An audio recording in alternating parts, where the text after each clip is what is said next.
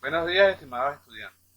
Bienvenidos al tercer laxo, contenido número 5, importancia de la diversidad, valoración de la diversidad y la vida en el neotrópico, preservación y conservación, diversidad de la vida en el geotrópico, diversidad de la vida en Venezuela, preservación y conservación de la diversidad, aspecto del ser humano en el ambiente, necesidad de clasificar, sistemas de clasificación. Soy el profesor Osvaldo Carreño. Este tercer laxo aprovecho la oportunidad en este video antes de la reunión de relativamente corto, así que les voy a dejar todos los materiales montados en la página para que vayan trabajando.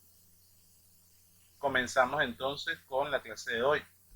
Clase de hoy, lo primero que tenemos que hacer es hacer la pequeña definición de diversidad. Lo primero, aclarar que si estamos hablando de diversidad, estamos hablando en biología, entonces la diversidad, la biodiversidad, la cual constituye el conjunto de especies. Y para tener claro lo que es una especie, es el conjunto de individuos semejantes que pueden reproducirse entre sí y originan descendientes fértiles. Esto ya lo trabajamos en el primer y segundo laxo. La condición para que sea una especie es que tiene que tener descendencia fértil. Esa descendencia fértil puede sufrir mutaciones y esas mutaciones pueden dar como resultado evolución y la diversificación para crear nuevas especies. La biodiversidad, entonces, entendidas por los fijistas, las especies son inmutables, no tienen ninguna posibilidad de modificación. Este viene desde el punto de vista religioso, básicamente, donde dicen que ya Dios creó todo. Entonces, como les venía diciendo, se basaba en el creacionismo, fue defendida por Linneo, el cual además es el padre de la sistemática de la nomenclatura binomial. Vamos a ver más adelante qué es eso, porque parte de este laxo es ahora todo eso que vimos en la parte de evolución, cómo se generan nuevas especies, ahora cómo las vamos a nombrar y cómo las vamos a clasificar. También tenemos de la parte de los figistas, tenemos la parte catastrófica del catastrofismo, la cual es defendida por Cuvier, el cual fue el padre de la paleontología, en este caso de la ciencia que estudia los fósiles. Y por otro lado tenemos los evolucionistas, en los cuales las especies cambian a lo largo del tiempo. ¿Cómo van a cambiar? Bueno, van a cambiar de dos formas. Una por la vía del amarquismo y la más aceptada es por la vía del darwinismo, en este caso de Darwin y Wallace, por allá por el siglo XIX. En el amarquismo se basa en la tendencia a la complejidad, la ley del uso y el desuso. Ya sabemos que eh, estas tienen sus errores, y esos errores tienen que ver con la posibilidad que tienen los organismos realmente de modificarse en el tiempo. La otra es entonces la del darwinismo, en la cual vamos a tener el darwinismo clásico y el neodarwinismo, en la cual el clásico se basa en la variabilidad inicial de la descendencia. Esta variabilidad va a hacer que la naturaleza prolifere, o sea, la vida se abra paso. Además, entonces va a tener una presión de selección natural y el tiempo en el cual se va a llevar esto es gradual, y por ser gradual, entonces va a llevar a la adaptación. El neodarwinismo acepta esta idea, pero además se fundamenta en las ideas, en los conocimientos genéticos, en los cuales se explica el origen de la variabilidad por mutaciones, ya sea en la mitosis, donde se va a dar el proceso de recombinación y la segregación cromosómica, o en la fecundación. Esta es la que finalmente va a dar origen a la especiación, la cual va a originarse por aislamiento reproductivo, en el cual hay una barrera geográfica que no va a permitir que esa especie se mezcle con otro, y así que las mutaciones que se puedan originar de esa especie van a reproducirse en el tiempo. Esta especiación entonces se va a interpretar según las corrientes gradualistas saltacionistas. Entonces, debido a que decíamos en algún momento que no hay una eslabón común, un eslabón perdido en las diferentes especies, puede darse un cambio espontáneo en el momento. ¿Cuáles son las pruebas que tenemos o que tienen los evolucionistas para poder defender su teoría? Bueno, tenemos pruebas paleontológicas, pruebas embriológicas, pruebas anatómicas, bioquímicas y pruebas biogeográficas. Parte de lo que vamos a estar trabajando. Entonces, ¿cómo evolucionan? ¿Cómo ocurre esa evolución. Entonces la evolución va a ocurrir a través de generalidades, de la historia del pensamiento evolutivo, en la cual va a estar Darwin siempre presente, y va a explicar el por qué se va a dar la diversidad o por qué se genera la diversidad y los diferentes mecanismos que van a modificar la frecuencia de los alelos y por lo tanto la frecuencia de esas variantes. A esta explicación se le denomina teoría neutralista de la evolución molecular. De allí que entonces la diversidad la vamos a entender de la forma que tenemos que pensar cómo la organizamos y cómo la ordenamos, esa diversidad. Y allí surge la filogenia, que la introduce en principio Carlos Linneo. Esta filogenia hace uso del concepto de especie, de ese conjunto de individuos que van a poder reproducirse entre sí, basándose en aquello que mencionamos en el segundo lapso, lo que es la macroevolución, la cual se refiere a los cambios evolutivos mayores que culminan en nuevas especies. A esta definición la vamos a llamar evolución de desarrollo o EVODEV. Entonces, la diversidad va a requerir varios criterios. Esa variabilidad que se va a existir en los seres vivos va a depender de los ecosistemas, y esos ecosistemas son variados. Por lo tanto, las especies son variadas. De allí que las especies como tal van a estar sujetas a su ambiente. Ecosistemas distintos dan soluciones adaptativas diferentes y esas soluciones adaptativas diferentes son las responsables de que haya biodiversidad, porque le va a permitir a esos genes mutados que permanezcan en el tiempo. Vamos a entender entonces esa diversidad de vida, esa biodiversidad, a partir de dos grandes criterios que utilizamos en biología, el criterio del geotrópico y del neotrópico, que no son más que estas regiones que vemos por acá, la región neotropical y la región paleotropical. Cuando hablamos de paleotropical estamos hablando de geotrópico. En ambos, entonces, en geotrópico y neotrópico vamos a tener que hay un error en la lámina, no hay problema, se aclara ahorita en este momento. De este lado tenemos neotrópico, va a estar conformado por lo que es Sudamérica, Antillas, América Central, y los biomas que van a estar presentes allí son los de sabana, las estepas, las montañas, las tundras y los desiertos. En el caso de estepas tenemos estepas arbustivas o espinosas. Esta idea del geotrópico lo que hace es incluir la serie de biomas, los cuales son comunidades biológicas estables que se encuentran en un territorio y bajo medios naturales variados van a estar representados por fauna y flora características.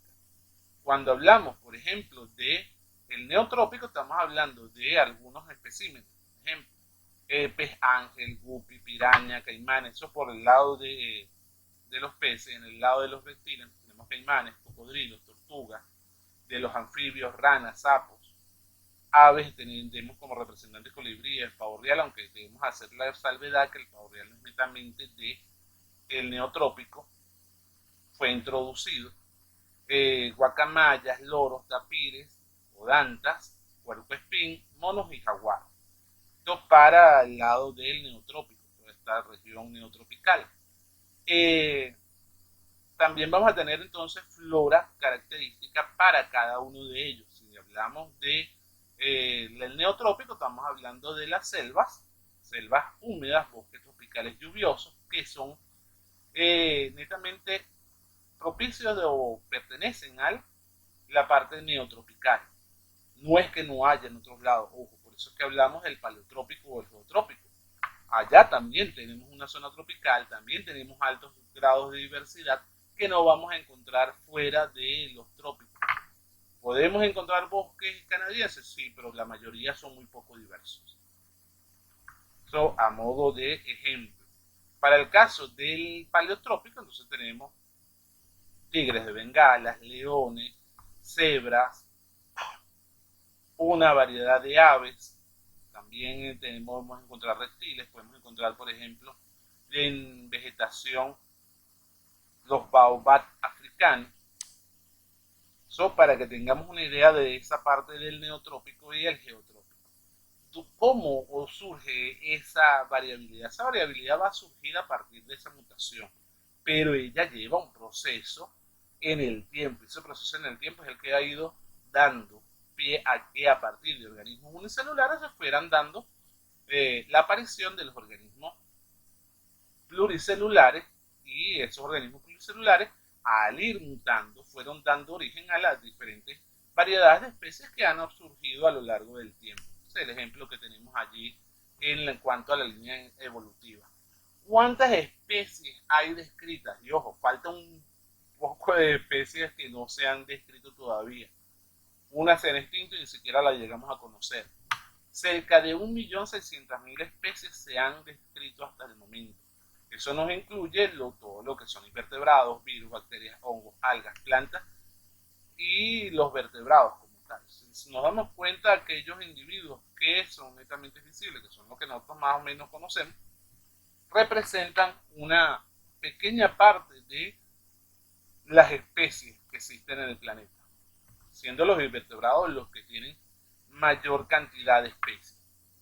Entonces, dentro de esa forma, está faltando aquí una cosa, y entonces Linneo, ante esa necesidad de hacer la clasificación, de darle los nombres a la especie para no estarse enredando, simplemente antes la gente le daba el nombre según a como ellos les parecía. Ahora hay una serie de normas, esa serie de normas las estipula Linneo. Leyéndose vamos a hablar un poquito de la historia, esa historia de clasificación.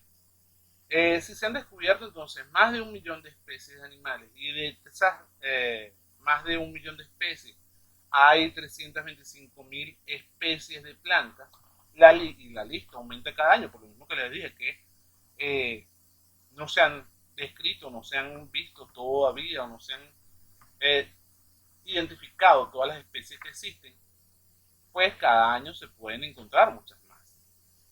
Entonces, surge la idea de clasificar. Esa idea de clasificar es con el fin de organizar las ideas, organizar los nombres.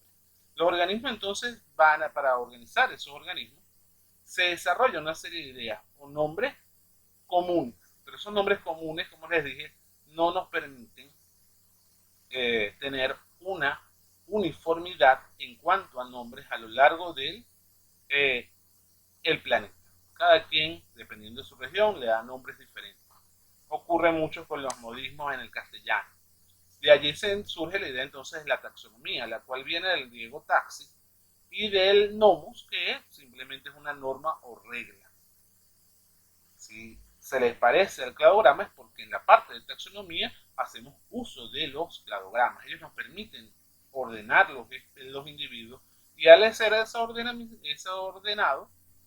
ordenados, nos permite darle un nombre. ¿Quién se encarga entonces de darle el nombre? El nombre se va a encargar un taxónomo. El taxónomo va a ser el científico que se va a especializar netamente en la taxonomía, la parte biológica y de biología de taxonomía, y le va a identificar al individuo y le va a dar el nombre. Con una serie de reglas. Si yo consigo un sapo, por ejemplo, dale un ejemplo allí inventado, el sapo no existe. Si existe, puse el nombre yo. Me llegué, estaba caminando por un bosque venezolano y me encontré una rana. Y la rana debajo del lomo tenía los colores amarillo, azul y rojo, unos lunares además.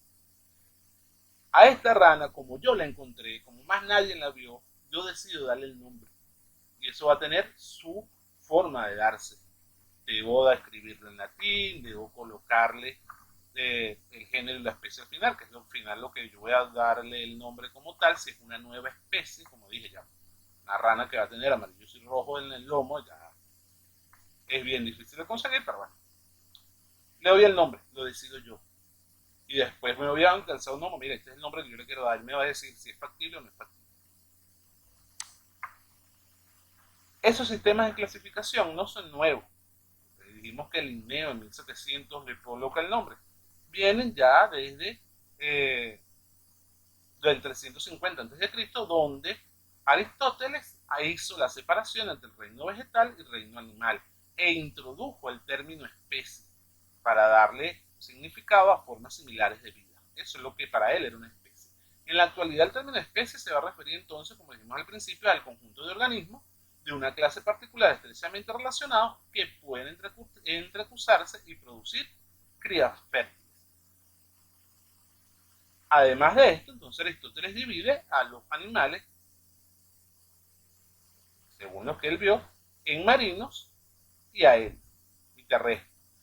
Luego entonces surge Teofrasto, botánico griego, empieza a trabajar con la parte de plantas y él va a clasificar la siguiente clasificación, entonces va a ser según su altura, él va a clasificar hierbas, arbustos y árboles y hace una clasificación. La idea, esto introdujo la idea de la clasificación basada en similitudes, eso de árboles, hierbas y arbustos es, según lo que él observa, esa similitud en tamaño, en forma. Los sistemas de Aristóteles y Teofrasto se mantuvieron casi 2000 años.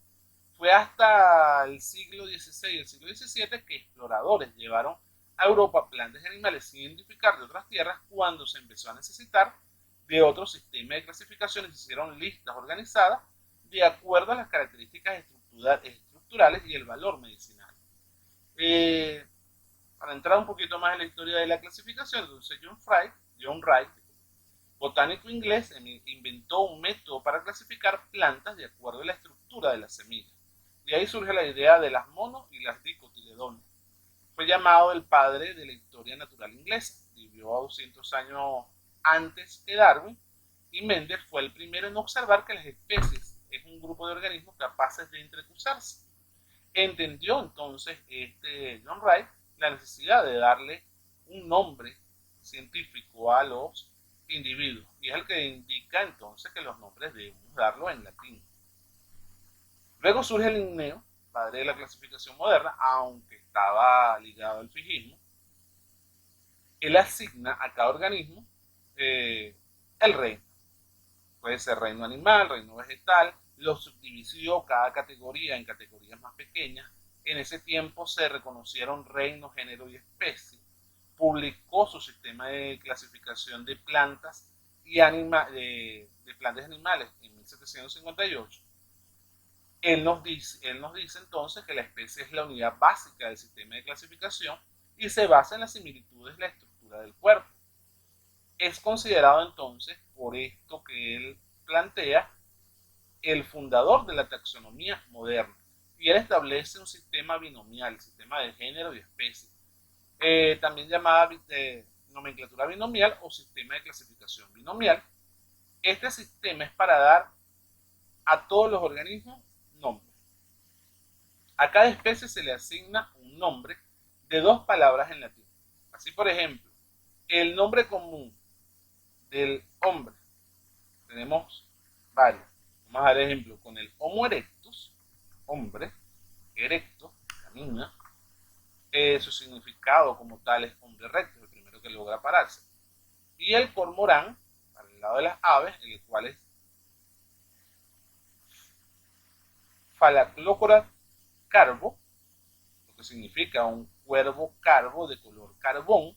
La polilla es el Microchilo murillo, que es simplemente en honor al pintor mexicano Murillo. Fíjense que yo le puedo dar el nombre a ese individuo. Cuando se usan nombres vulgares y científicos, generalmente estos están entre paréntesis acompañados de los nombres vulgares. Por ejemplo, el gato es Felis catus. Las reglas, y esto es importante que lo anoten, porque para darle los nombres tienen que estar pendientes de esas reglas. La primera palabra indica el género del organismo. La primera letra va siempre en mayúscula. La segunda palabra es una palabra específica y descriptiva que indica la especie en particular. Se usa el latín como idioma. Cuando se escribe a mano o a máquina se subraya. Cuando se imprime se inscribe en cursiva. Se puede abreviar usando la primera letra del nombre del género seguido del nombre de la especie. Si se va a identificar una subespecie o una variedad, se le añade una tercera palabra al nombre. Entonces, dentro de las ventajas de esta regla, los científicos de todo el mundo deben manejar el latín como el lenguaje de clasificación. El latín es un idioma estable que no está sujeto a cambios. Simplemente es una lengua muerta, no se sigue utilizando, no hay modismo. El sistema muestra relaciones entre las especies dentro de un género en particular, por ejemplo, canis familiares y canis lupus. Canis familiares es el perro doméstico y el canis lupus es el lobo. La segunda palabra del nombre en latín es un adjetivo. Este término ayuda a describir la especie. Así, por ejemplo, el Acer rubrum, no es la computadora, es el nombre científico del alce rojo. Y rubrum significa o quiere decir rojo. Vemos a partir de esto las diferentes clasificaciones. Escritos tal cual, latinizado.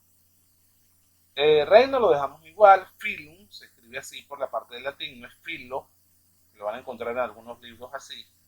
Y luego vendría el subfilum, clase, orden, familia, género, especie. Y al final yo puedo dar el nombre común. Vamos a ver más adelante cómo se le da el nombre como tal. Así, por ejemplo, partimos desde un reino. Yo voy a hablar en este caso de reino animal. Para el filum Chordata y el filum Arthropoda. Si me voy por el filum Chordata, puedo hablar del subfilum Vertebrata, todos los animales que tengan vértebra, de la clase mamalia o de la clase aves, en este caso mamíferos y aves, y puedo hablar, por ejemplo, del ser humano. Puedo decir entonces que el ser humano se va a clasificar reino mamalia, filum Chordata, clase mamalia, orden primate, familia homínide, y es importante, ese AE se pronuncia D, homínide, no van a estar diciendo hominidades. Género Homo, especie Sapien. Como dijimos en la regla anterior, es permitido utilizar la primera letra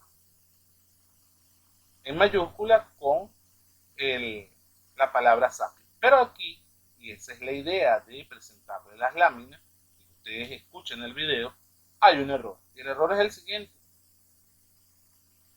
La especie se coloca en minúscula, la primera palabra de la especie. Lo vemos corregido al lado. Si hablamos del perro, entonces hablamos de reino animal, filum Chordata, clase mamalia, orden carnívora, familia Canidae, género Canis, especie familiares. Lo mismo pudiéramos hacer en artrópoda. Ojo, cabe destacar que para el reino vegetal utilizamos un método de clasificación parecido, pero que no es igual. De allí tenemos que tomar en cuenta lo siguiente. Jerarquía taxonómica. 7 taxas básicos es lo que yo necesito que ustedes manejen.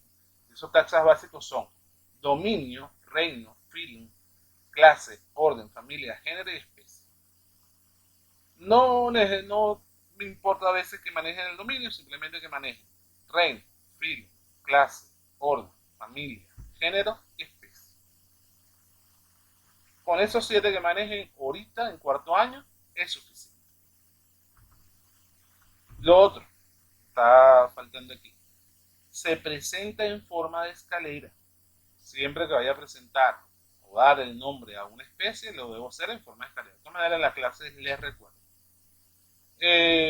Ya para finalizar, entonces, cuando hablamos de dominio, porque no vamos a estar hablando durante toda la clase, estamos hablando de organismos, que los organismos pueden agruparse en 3 categorías principales, las cuales vamos a estar llamadas dominio.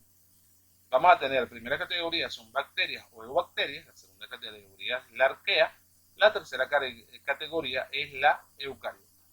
Los miembros de los dominios bacterias y arquea consisten en células individuales simples, es decir, son unicelulares. Mientras que los reinos de la eucariota tienen organismos pluricelulares. Desde entonces, los reinos, en biología reino es cada una de las grandes subdivisiones en que se consideran distribuidos los seres de la naturaleza por razones comunes, por una acumulación de características similares.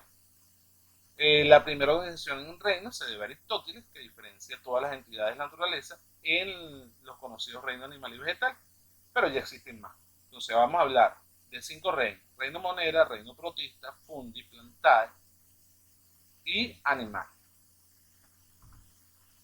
En el filum y ahí está la corrección de la palabra filo, no se usa, utiliza filum.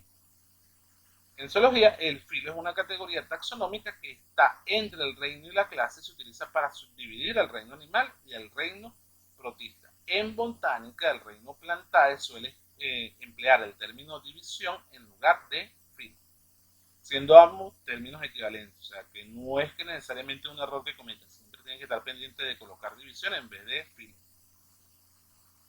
La clase es un grupo taxonómico que comprende varios órdenes de plantas o animales y con muchos caracteres comunes. El orden especifica la categoría o rango taxonómico del grupo más amplio de esa familia. La familia está por debajo del orden y por encima del género. En la clasificación moderna, el nombre que designa la familia procede de un género de la familia denominado género o tipo.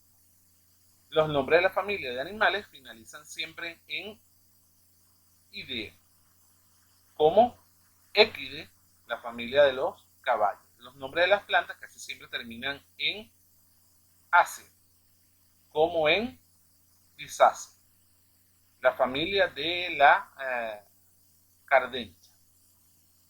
Tenemos el ejemplo aquí, de este caso un felino, gato montés, clase Mammalia, orden carnívoro, familia Felidae, y su nombre científico como tal, utilizando género y especie, sería género Felis, especie silvestre. Decíamos, número de especies descritas, 1.600.000, sin conocer a aproximadamente 10 millones de especies que existen. Y vemos una tabla con la clasificación de las diferentes especies que están presentes en el planeta. En este caso, hablamos de especies de plantas, las que están subrayadas, pero también mencionamos todas las demás especies. La importancia como tal, para ir cerrando la idea del video, entonces la importancia de la biodiversidad va a tener importancia económica, ecológica, estética y ética. Importancia ecológica: regulación de gases, regulación hídrica, regulación de climas, retención de sedimentos, conservación del suelo, refugio de especies, belleza estética, cultural y recreativa, otra vez viéndolo desde el punto de vista homocéntrico. Entonces lo vamos a tener también dentro de esa importancia: control biológico, servicios farmacéuticos y materia prima. Dentro de los recursos genéticos, también vamos a tener allí presente, lo podemos ver como recurso, una importancia por recursos genéticos y una importancia por materia prima. Fíjense que está dividida en dos partes. Una es materia prima para la industria, para fabricar cualquier otro tipo de producto, o para alimentación. Impacto del ser humano. Fíjense, esto viene desde arriba. Impacto del ser humano en la biodiversidad. La biodiversidad, anualmente se extinguen cerca de 50.000 individuos. Y esos individuos o especies que se están extinguiendo son productos de la modificación que crea el ser humano en su ambiente. De allí que nosotros, la principal acción del ser humano sobre el ambiente es negativa. Quisiéramos decir que otra cosa, pero es negativa. ¿Cómo alteramos la diversidad? La alteramos con la destrucción de los bosques, la sobreexportación agrícola y ganadera, la introducción de especies exóticas, la construcción de grandes obras o el monocultivo. Dos ejemplos allí simples. Los pinos y los eucaliptos no son de Venezuela. Los eucaliptos, por ejemplo, son australianos. Los trajeron, los introdujeron en Venezuela en el 40 y algo, el 50, y aquí se quedaron. Pero esa planta no es originaria de Venezuela. Los pinos es peor, también no es originaria de Venezuela. Crea problemas. Los incendios que ocurren en los bosques templados ocurren porque los pinos producen una resina, y esa resina es altamente combustible. Bueno, nada más para un ejemplo. Si hablamos de monocultivo, bueno, una gran extensión de terreno utilizada solo para producir un tipo de alimento. Eso ha sido todo por hoy. Lo demás lo culminamos en las clases. Que tengan feliz día.